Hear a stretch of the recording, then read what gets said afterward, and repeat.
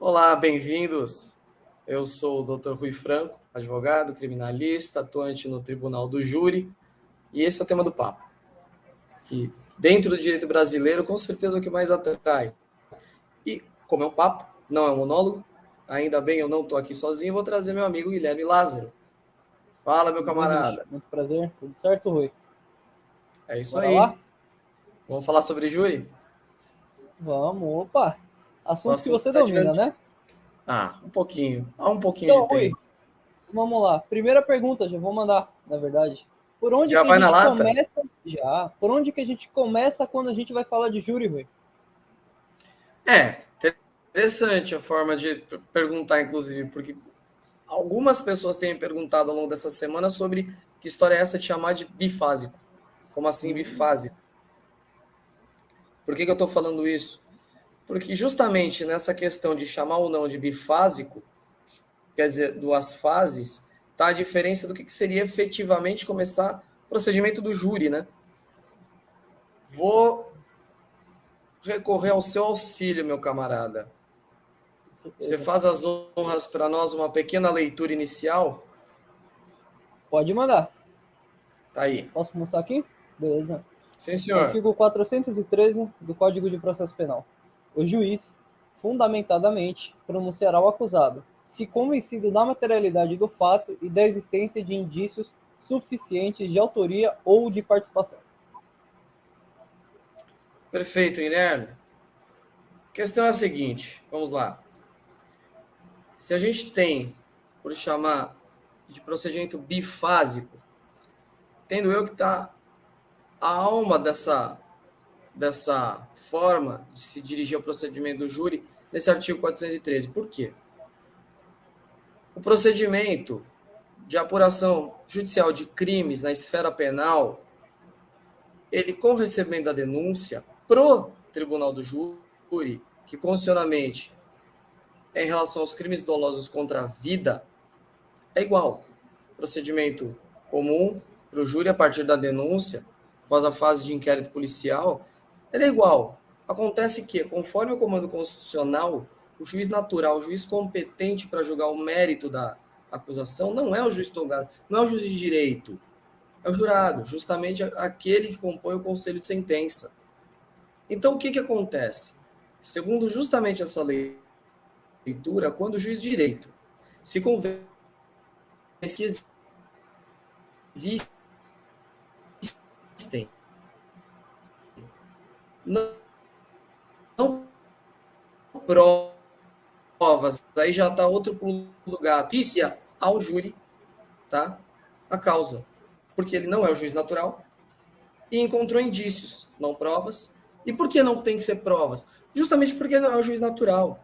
Então, eu acho que, estritamente falando, em júri o começo está aí. Porque lá na denúncia, aquela logo após o inquérito policial, o processo penal é igual. A grande diferença para o júri está aí, no 413. O fato do juiz de direito, juiz togado, ser o competente para condenar, então ele pronunciar. Ok? Tá mais ou Ok? menos claro? Tá perfeito. Aí vem, aí vem uma questão até interessante, né? Algumas coisas peculiares, mas não precisa se ater no desespero de uma resposta perfeita. Curioso é ser, no que ele se convença de elementos judiciários, probatórios, o que for, de outro crime que não doloso contra a vida. Curioso agora, né? Curioso, opa. Mas essa eu vou Então, guardar para depois.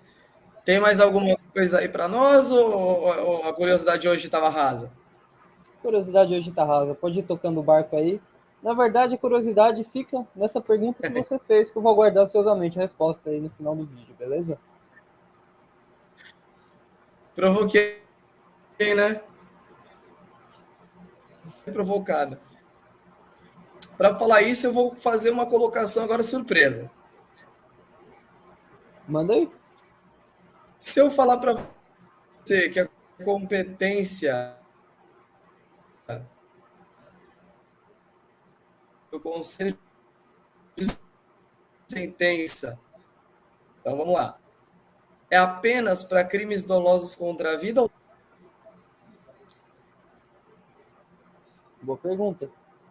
Mas sim, até então, tudo que eu conheço. Peguei de surpresa, falou até baixo. Pegou. Mas tem razão. É porque acontece o seguinte: todos falam sobre a competência do tribunal do júri, aquela lá do artigo 5º, se não me falha a memória, inciso 38, que tem aqueles princípios básicos do tribunal do júri, que é a soberania dos vereditos, a incomunicabilidade, né, que é o sigilo das votações, enfim. A terceira eu já me omito agora pelo seguinte: aí dizem que a competência para julgamento dos crimes dolosos contra a vida. Mas no Código de Processo Penal, e olha que norma infralegal, existe uma.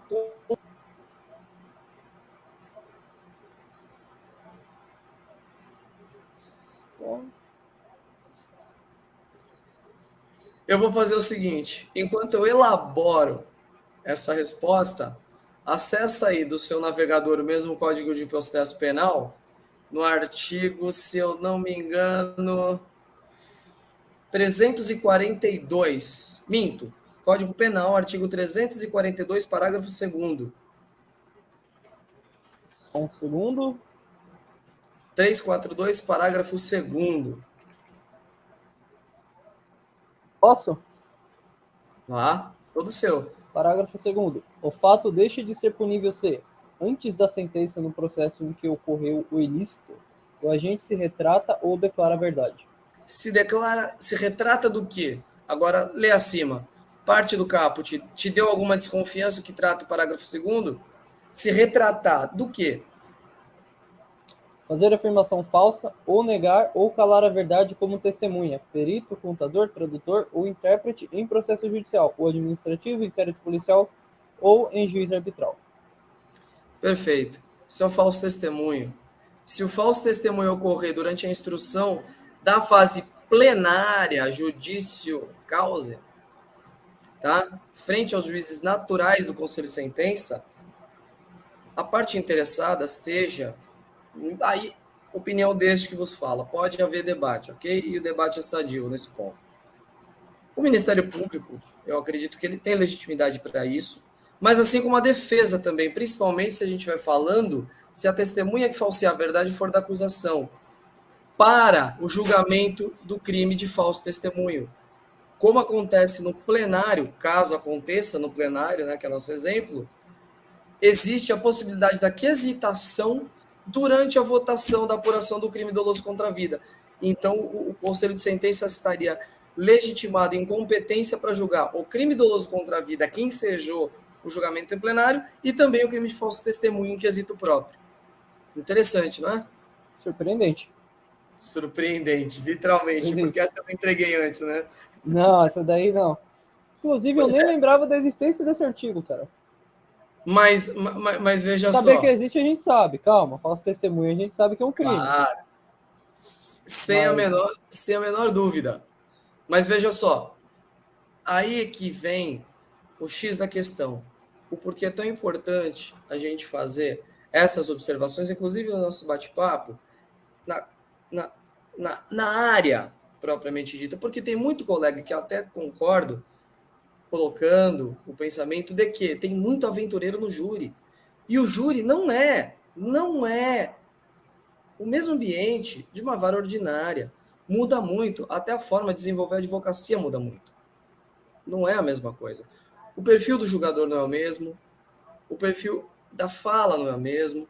Ele, como até, se eu não me engano, famoso tribuno, se eu não me engano, carioca ou fluminense, mas radicado em Minas, doutor Hércio Quaresma Firpe, ele fala muito, o júri não é teatro, mas é paixão. E essa paixão envolve o ouvinte, seja o estogado, seja o juiz leigo, seja a outra parte. Isso é espetacular. Na minha modesta opinião de tribuno. De arremedo de tribuno, como ele fala. Rapaz, plenário, e agora? O que tem mais aí? E agora? Segunda fase. Segunda fase? Vamos para a segunda fase, então? Vamos para a segunda fase. Fase plenária. Tá bom, vamos lá. Tem um assunto agora meio que em voga, digamos assim, mas geral. Não só do júri. Não para fazer um pequeno contraponto ao que eu acabei de falar, mas e se o réu cala? O direito ao silêncio existe? Existe. Você jura que ele existe, não é? Existe. É assegurado, inclusive constitucionalmente. Perfeito. Só que tem acontecido algumas situações que, modéstia à parte, fora do bom humor com o qual a gente trata os nossos papos, de profunda arbitrariedade de alguns operadores do direito, muito dos órgãos acusatórios e alguns da magistratura, de querer cercear o exercício desse direito, que não tem restrição positivada, muito menos na Constituição Federal. O que acontece? Tem havido uma questão, em algumas situações práticas, de que o réu não poderia silenciar parcialmente. Aí começaram a falar termos como silêncio parcial. Sinceramente, eu vou ser muito honesto e prático, eu acho isso tudo uma baita de uma balela, invencionismo. Não é doutrinário isso, é invencionismo. Inclusive com a questão da expansão da internet, onde a democracia, o que é muito boa, da manifestação do pensamento, acabou indo para, vamos dizer assim, limites, muito além dos limites, sabe? Inventaram até o nome de silêncio parcial. Não existe isso. Silêncio é silêncio. É que o que acontece é que, claro, que o defensor vai ter a entrevista, a consulta, a preparação com o cliente, normalmente o réu, vai orientar o que é interessante ou não ele falar. E o porquê? Para falsear? Não, não é para falsear. Por vários elementos. Por exemplo, sabe-se que o promotor de justiça, também como uma pessoa humana que vai procurar evidenciar o que ele achar que vai prejudicar o réu. E não cabe à defesa deixar isso exposto contrário ao interesse do próprio réu. Isso não existe. E aí no júri a gente ainda tem a questão da defesa, que não é ampla no júri, é plena. Plenitude de defesa vai muito além da ampla. A ampla, a grosso modo, é que se exercite, sem cercear, todos os meios possíveis de realizar a defesa. A plenitude é até as não previstas, é até as de momento. São aquelas que você consiga atingir o princípio da verdade real, mesmo que não previstas, mesmo que extravagantes. Enfim, eu também não vou me aprofundar muito nessa situação, porque ela também é absurdamente teórica. Claro que na prática ela se realiza sim, não há problema de se realizar na prática, mas conceitualizar agora não é o nosso caso. E no plenário do júri, isso também é um elemento que tem que ser preservado. Por quê? Porque o jurado age com a paixão, com a emoção. Guilherme, eu tive uma situação de uma testemunha que eu falei para a família do réu, que encontrava-se preso, eu estava nomeado pela assistência judiciária, então é difícil você despender, às vezes eu faço isso, mas é difícil você despender do próprio bolso quando a defensoria, além de não ter uma remuneração condizente frente à própria tabela da OAB, mas esse não é o problema. O problema é que ela sequer frente à tabela da OAB, quiçá despesas fora do mérito da defesa, não é?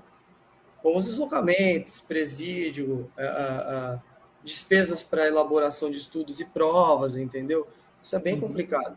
Então eu falava para a família do réu que o meu perfil é muito mais de arrolar testemunhas que a acusação usou na primeira fase, olha a estratégia, hein?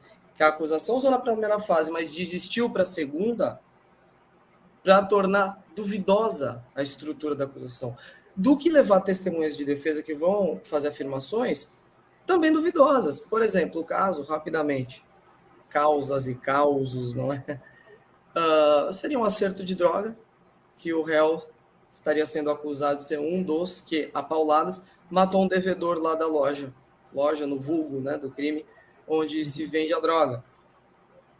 E havia uma filmagem porca. Não se enxergava ninguém, era um vulto.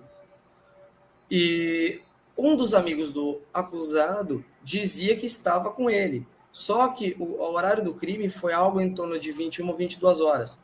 E a testemunha estava assegurando que estava com ele desde as 18 horas antecedentes às 6 da manhã seguinte. Guilherme, era um final de semana, era um sábado à noite.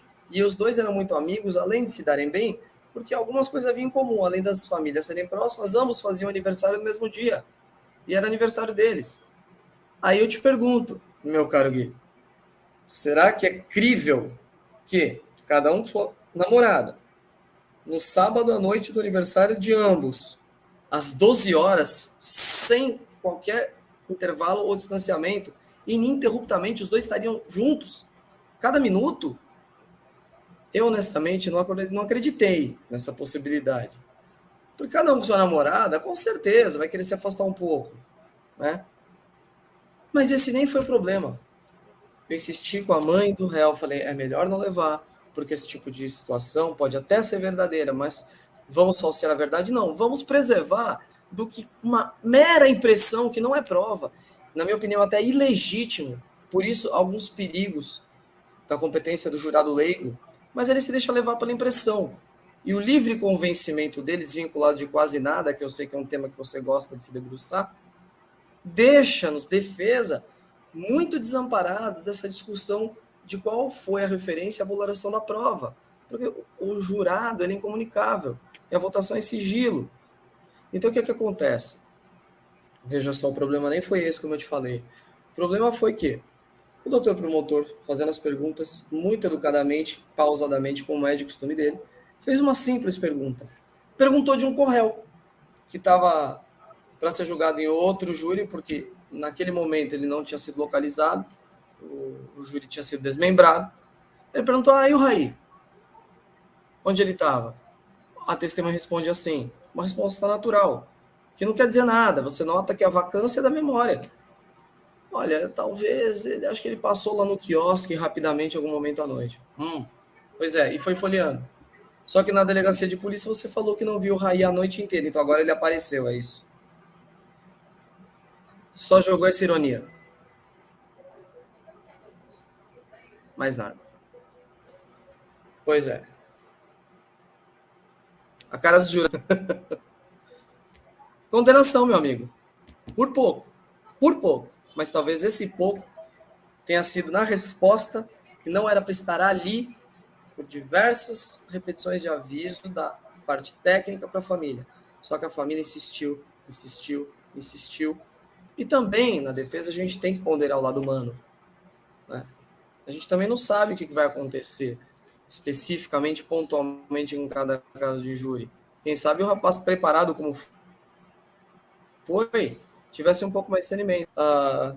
Cumpriria na hora, como fiz, sem querer ser muito agressivo, pela ordem. É apenas uma questão de delay, digamos assim, mental, de memória, em relação ao fato já longínquo.